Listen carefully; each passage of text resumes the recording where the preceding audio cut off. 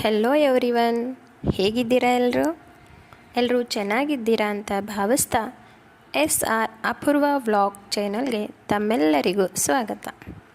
ಬನ್ನಿ, ಇವತ್ತು ನಾನೊಂದು ಇಂಟ್ರೆಸ್ಟಿಂಗ್ ಆಗಿರೋ ಸ್ಟೋರಿನ ಹೇಳ್ತೀನಿ. ಅದೇನು ಅಂತೀರಾ? ಈ ಜಗತ್ತಿನಲ್ಲಿ ತೀರಿಸಲಾಗದಂತಹ ಋಣ ಯಾರ್ದು ಅಂತ ಹೇಳ್ಬೋದಾ ಯಾರಾದರೂ? ಸರಿ ನೋಡಿ, ಈ ಜಗತ್ತಿನಲ್ಲಿ ತೀರಿಸಲಾಗದಂತಹ ಋಣ ಅಂದರೆ ಅದು ತಾಯಿಯ ಋಣ, ಹೌದಲ್ವಾ? ತಾಯಿಯ ಋಣ ತೀರಿಸಲಾಗದ ಋಣ. ಬನ್ನಿ ಒಂದು ಸ್ಟೋರಿ ಮೂಲಕ ತಿಳ್ಕೊಳ್ಳೋಣ, ಓಕೆನಾ? ಒಬ್ಬ ಯುವಕನು ಮಾತೃ ಋಣವನ್ನು ತೀರಿಸಲೆಂದು 1,00,000 ಬಂಗಾರದ ನಾಣ್ಯಗಳನ್ನು ಸೇರಿಸಿ ತಾಯಿಗೆ ಕೊಟ್ಟು, ಅಮ್ಮ, ಈ ಬಂಗಾರದ ನಾಣ್ಯಗಳಿಂದ ನಿನಗೆ ಇಷ್ಟವಾದದ್ದನ್ನು ಮಾಡಿಸಿಕೋ ಎಂದನು. ಇದರಿಂದ ನನಗೆ ತಾಯಿಯ ಋಣದಿಂದ ಮುಕ್ತಿ ಸಿಗುತ್ತದೆ ಎಂದು ಹೇಳ್ತಾನೆ. ನೋಡಿ, ತಾಯಿಯ ಋಣ ತೀರಿಸಲಾಗದಂತಹ ಋಣ ಆದರೂ ಇಲ್ಲೊಬ್ಬ ಯುವಕ ಏನು ಮಾಡ್ತಾ ಇದ್ದಾನೆ? ಬಂಗಾರದ ನಾಣ್ಯಗಳನ್ನು ತೆಗೆದುಕೊಂಡು ತಾಯಿಗೆ ಕೊಟ್ಟು ಆಕೆಗೆ ಇಷ್ಟವಾದದ್ದನ್ನು ಮಾಡಿಸಿಕೊ, ಇದರಿಂದ ನನಗೆ ಅಂದರೆ ಆ ಒಬ್ಬ ಯುವಕನಿಗೆ ತಾಯಿಯ ಋಣದಿಂದ ಮುಕ್ತಿ ಸಿಗುತ್ತದೆ ಅಂತ ಭಾವಿಸ್ತಾ ಇದ್ದಾನೆ. ತಾಯಿ ಮುಗುಳು ನಗುತ್ತಾ ಹೀಗೆ ಹೇಳಿದಳು, ಮಗು, ನನ್ನ ಋಣ ತೀರಿಸಲು ಈ ಹಣ ನನಗೆ ಬೇಡ.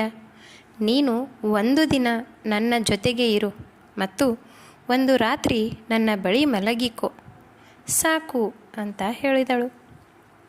ತಾಯಿ ಹೇಳಿದಂತೆ ಮಗನು ಸರಿ ಎಂದು ಒಪ್ಪುತ್ತಾನೆ. 1 ದಿನ ಮುಂಜಾನೆ ಮನೆಯ ಕಿಟಕಿಯಲ್ಲಿ ಒಂದು ಹಕ್ಕಿ ಬಂದಿತ್ತು. ಆಗ ತಾಯಿ ಮಗನಿಗೆ ಅದು ಏನು ಎಂದು ಕೇಳಿದಳು. ಆಗ ಮಗ, ಅಮ್ಮ, ಅದು ಕಾಗೆ ಎಂದು ಹೇಳಿದ. ಮತ್ತೆ ತಾಯಿ ಮಗನಿಗೆ ಅದು ಏನು ಎಂದು ಕೇಳಿದಳು. ಮಗ, ಅಮ್ಮ, ಅದು ಕಾಗೆ ಎಂದು ಹೇಳಿದ. ಇದೇ ಪ್ರಶ್ನೆಯನ್ನು ಮತ್ತೆ ತಾಯಿ ಮಗನಿಗೆ ಕೇಳಿದಳು, ಅದು ಏನು ಎಂದು. ಆಗ ಮಗ ಕೋಪದಿಂದ, ಎಷ್ಟು ಸಾರಿ ಹೇಳಬೇಕು ನಿನಗೆ, ಅದು ಕಾಗೆ ಎಂದು ಹೇಳಿದೆ ಎಂದು ಕೋಪದಿಂದ ಹೇಳಿದನು. ಆಗ ತಾಯಿ ಮಗನಿಗೆ, ಅರಚಬೇಡ, ನೀನು ಚಿಕ್ಕವನಿದ್ದಾಗ ನೀನು ಹೀಗೆ ಒಂದೇ ಮಾತನ್ನು ಎಷ್ಟು ಸಾರಿ ಕೇಳಿದರೂ ನಾನು ಹೇಳುತ್ತಿದ್ದೆ. ನಿನಗೆ ಊಟ ಮಾಡಿಸುವಾಗ ನೀನು ಊಟ ಮುಗಿಯುವವರೆಗೂ ನೀನು ಕೇಳಿದ ಒಂದೇ ಮಾತಿಗೆ ಉತ್ತರ ಕೊಡುತ್ತಿದ್ದೆ ಎಂದು ಹೇಳಿದಳು. ಹೌದು, ಇದು ನಿಜ ಅಲ್ವಾ ಫ್ರೆಂಡ್ಸ್? ತಾಯಿ ಮಗು ಒಂದೇ ಪ್ರಶ್ನೆಯನ್ನು 100 ಸಾರಿ ಕೇಳಿದ್ರೂ ಕೂಡ ಹೇಳೋದಕ್ಕೆ ಒಂಚೂರು ಕೂಡ ಬೇಜಾರು ಮಾಡ್ಕೊಳ್ಳೋದಿಲ್ಲ. ಒಂದೇ ಪ್ರಶ್ನೆಗೆ 100 ಸಾರಿ ಉತ್ತರ ಕೊಡ್ತಾಳೆ. ಅದು ನಗು ಮುಖದಿಂದ, ಸಂತೋಷದಿಂದ ತನ್ನ ಮಗುವಿಗೆ ಕೇಳಿದ ಒಂದು ಪ್ರಶ್ನೆಗೆ ಉತ್ತರವನ್ನು ಕೊಡುತ್ತಾಳೆ. ಇದು ನಿಜ ಅಲ್ವಾ ಫ್ರೆಂಡ್ಸ್? ನೋಡಿ, ಈ ರೀತಿ ಮಗನಿಗೆ ತಾಯಿ ಹೇಳಿದಾಗ ಮುಜುಗರ ಆಯಿತು. ಮತ್ತೆ ತಾಯಿ ಹೇಳಿದಂತೆ ರಾತ್ರಿ ತಾಯಿಯ ಮಂಚದ ಬಳಿ ಮಲಗುತ್ತಾನೆ. ಆತ ನಿದ್ರೆಗೆ ಜಾರುತ್ತಾನೆ.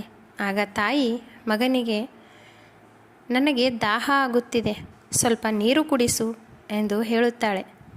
ಮಗನು ಸಂತೋಷದಿಂದ ಎದ್ದು ಗ್ಲಾಸಿನಿಂದ ತಾಯಿಗೆ ನೀರು ಕುಡಿಸುತ್ತಾನೆ. ತಾಯಿ 2 ಗುಟುಕು ನೀರನ್ನು ಕುಡಿದಳು. ಆಗ ಗ್ಲಾಸು ಕೈಯಿಂದ ಜಾರಿ ಹಾಸಿಗೆಯ ಮೇಲೆ ಬೀಳುತ್ತದೆ. ಮಗನು ಮೌನದಿಂದ ಮಲಗುತ್ತಾನೆ. ಮತ್ತೆ ಮಗನು ನಿದ್ರೆಗೆ ಜಾರಲು ತಾಯಿ ಮತ್ತೆ ಎದ್ದು, ಮಗು, ಮತ್ತೆ ಸ್ವಲ್ಪ ನೀರು ಕುಡಿಸು ಎಂದು ಕೇಳುತ್ತಾಳೆ. ಮಗನು ಮತ್ತೆ ಎದ್ದು ನೀರು ಕುಡಿಸುತ್ತಾನೆ. ಆಗ ತಾಯಿ ಮತ್ತೆ ನೀರು ಚೆಲ್ಲಿ ಹಾಸಿಗೆಯೆಲ್ಲ ಒದ್ದೆ ಮಾಡುತ್ತಾಳೆ. ಮಗ, ಏನು ಮಾಡಿದೆ ಅಮ್ಮ ಎಂದು ಪ್ರಶ್ನಿಸಿದ. ಅದಕ್ಕೆ ತಾಯಿ, ಅಕಸ್ಮಾತಾಗಿ ಆಯಿತು ಮಗು ಎಂದು ಹೇಳಿದಳು. ಸ್ವಲ್ಪ ಸಮಯದ ನಂತರ ಮತ್ತೆ ತಾಯಿ ನೀರು ಕುಡಿಸಲು ಕೇಳಿದಳು. ಅದಕ್ಕೆ ಮಗ ಕೋಪದಿಂದ, ಈಗ ತಾನೇ ನೀರು ಕುಡಿದೆಯಲ್ಲ, ಮತ್ತು ಎಷ್ಟು ನೀರು ಕುಡಿಯುವೆ? ನೀನೇನಾದರೂ ಹತ್ತಿಯ ಬೀಜಗಳನ್ನು ತಿಂದೆಯಾ ಅಂತ ಹೇಳಿ ನೀರನ್ನು ಕೊಟ್ಟನು. ಮತ್ತೆ ತಾಯಿ ನೀರು ಕುಡಿಯಲು ಹೋಗಿ ನೀರು ಚೆಲ್ಲುತ್ತದೆ. ಆಗ ಮಗ ಕೋಪದಿಂದ, ಏನಮ್ಮ ಹಾಸಿಗೆ ಎಲ್ಲ ಒದ್ದೆ ಮಾಡಿದೆ, ಕಣ್ಣು ಕಾಣಿಸುವುದಿಲ್ಲವೇ ನಿನಗೆ ಎಂದನು. ಮತ್ತೊಮ್ಮೆ ತಾಯಿ ನೀರು ಕೇಳಿದಾಗ ಮಗನು ನೀರು ಕೊಟ್ಟು ಕುಡಿದು ಸಾಯಿ ಎಂದು ಶಪಿಸುತ್ತಾ ಕೂಗಾಡಿದ. ಆಗ ತಾಯಿ, ಮಗು ಸಾಕು, ಅರಚಬೇಡ, ತಾಯಿಯ ಋಣ ತೀರಿಸಬೇಕು ಅಂತ ಹೇಳಿದೆ.